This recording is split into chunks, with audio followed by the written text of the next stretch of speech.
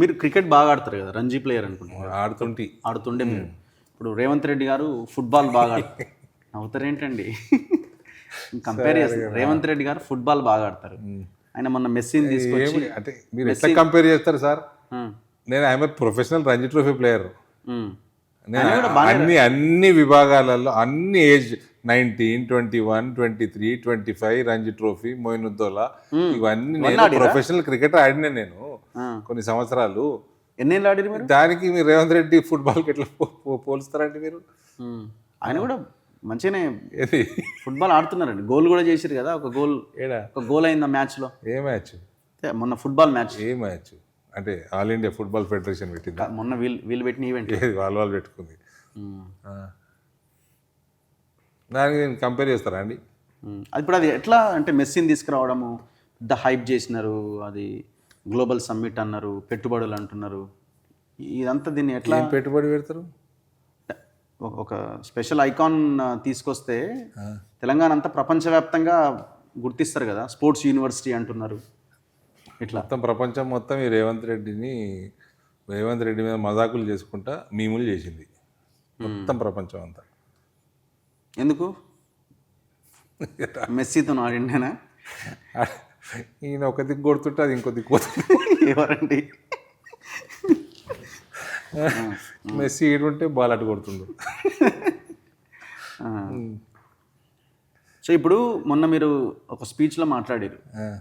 ఇప్పుడు ఈయనేమో తోలు తీస్తా అంటుండు. ఎవరిది? కేసీఆర్ అంటుండు రేవంత్ రెడ్డి తోలు తీస్తాను ఈయన అంటుండు. నువ్వు నా తోలు తీస్తావా, నేను లోపల వేస్తా అంటలేడు కానీ లాగుల తొండలు ఇడిస్తా అని రేవంత్ రెడ్డి అంటున్నాడు. అంటే ఏంది బూతులు, ఏంది సంస్కృతి తెలంగాణలో? నన్ను అడిగితే రేవంత్ రెడ్డిని అడుగుంది, నాకేం సంబంధం? మీరు కూడా గతంలో కొంచెం మాట్లాడేది. చెప్పుండేది నేను తొండలు దూర కొడతాను. నేను ఎప్పుడు అనలే ఏమన్నా బేవకూఫ్ అనేది మీరు. కేసీఆర్ అనేది నేను కేసీఆర్ని కేటీఆర్ని 100% అనేది ఇవాళ కూడా నేను వాళ్ళు వాడే భాషనే వాళ్ళతో మాట్లాడతా.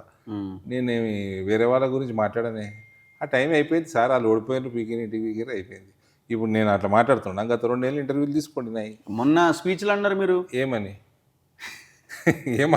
ఏమన్నారు మీరు? నీ హైట్ నువ్వే జొర్రు, తొండ నీ హైట్ ఎంత అనలే అన్నారు మీరు స్పీచ్ లో. నీకు తొండకు వ్యత్యాసం లేదు, నువ్వే జొర్ర రాదా? అది మరి ఈ సొరనికే నువ్వు ముఖ్యమంత్రి అయినావా?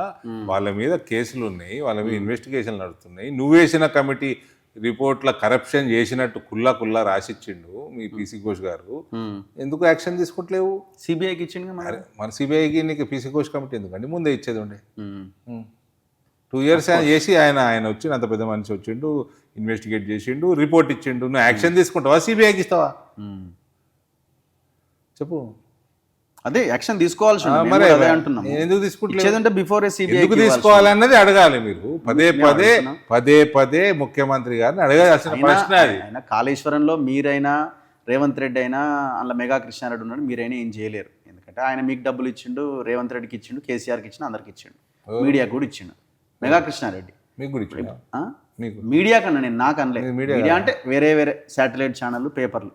మేము మాట్లాడుతున్నాం, మెగా కృష్ణారెడ్డి ఫోటోలు వేసి మాట్లాడతాను, మాకేం భయం లేదు. మాకేం భయం లేదు. నేను మస్తాను. నేనైతే పొద్దున్నే కాళేశ్వరం ఇరిగిపోయింది, పగిలిపోయింది, పరెలు వాసినాయి, మునిగిపోయింది, 1,00,000 కోట్ల స్కామ్, 50,000 కోట్లు ఇల్లే మింగిన అని చెప్తూనే ఉంటుంది. ఇది ఏ ఇన్వెస్టిగేషన్ లేదు ఇంతవరకు. ఎందుకు చేస్తారండి ఇన్వెస్టిగేషన్? వీళ్ళు చేయాలి. ఇప్పుడు సిబిఐకి ఇస్తే ఇప్పుడు సిబిఐ చేస్తుంది. ఇప్పుడు ఈయన చేసిండు 2 ఏళ్ళు, చేయడేంది? చేసిండు, రిపోర్ట్ వచ్చినాక సిబిఐకి ఇస్తాడేంది? 2023 డిసెంబర్లో అయినావు ముఖ్యమంత్రి, జనవరిలో ఇచ్చేను సిబిఐకి. నువ్వు 2 ఏళ్ళు నువ్వు చేసుకున్నావు, ఒక పెద్ద మనిషిని తెచ్చినావు, కమిటీ వేసినావు, ఆయన ఇన్వెస్టిగేషన్ చేసిండు, నీకు రిపోర్ట్ ఇచ్చిండు, రుజువులతో ఇచ్చిండు. యాక్షన్ తీసుకుంటావా, సిబిఐకి ఇస్తావు ఇప్పుడు 2 years తర్వాత? ఇప్పుడు రేవంత్ రెడ్డి ఒక మాట అన్నాడు, కేసీఆర్ ఫామ్ హౌస్లు ఉన్నా జైలు ఉన్నా ఒకటే, ఈడైనా నా పోలీసులే ఉన్నారు, ఆడైనా నా పోలీసులే ఉన్నారు, ఇంకా అడిగి పోతే సపరేట్గా తిండి దండుగా అని మాట్లాడిండు. అంటే దీని ప్రకారం ఇంకా కేసులు ఏం లేనట్టేనా? అంతే కదా మరి అంతే కదా. దీని ప్రకారం కేసులు ఎందుకు లేవు? అదే ఆ మాట. కానీ మీరు కూడా సపోర్ట్ చేస్తలేరుగా. ఎందుకు సపోర్ట్ చేస్తలేం సార్? రోజు అదే ఇప్పుడు మీరు అన్న తొండల స్పీచ్ని నేను అడిగిన, నువ్వు నీకు వ్యక్తిత్వం అమ్మేసుకున్నావు అని అడిగిన ముఖ్యమంత్రిని. నిన్ను జైలు వేసిండు, నీకు రుజువులు ఉన్నాయి, నీకు నువ్వు వేసుకున్న కమిటీ రుజువులతోటి కరప్ట్ అని ఫ్యామిలీ మొత్తం కరప్షన్ చేసిందని ఇచ్చింది రిపోర్టు. నువ్వు ఎందుకు తీసుకుంటలేవు యాక్షన్?